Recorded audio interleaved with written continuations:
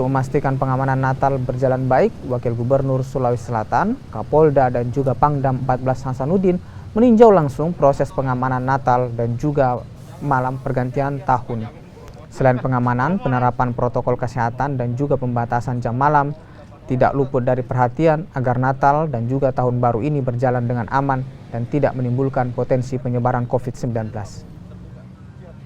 Alhamdulillah tadi kita sudah melaksanakan keliling beberapa gereja yang sedang melaksanakan misa maupun yang dilaksanakan secara virtual.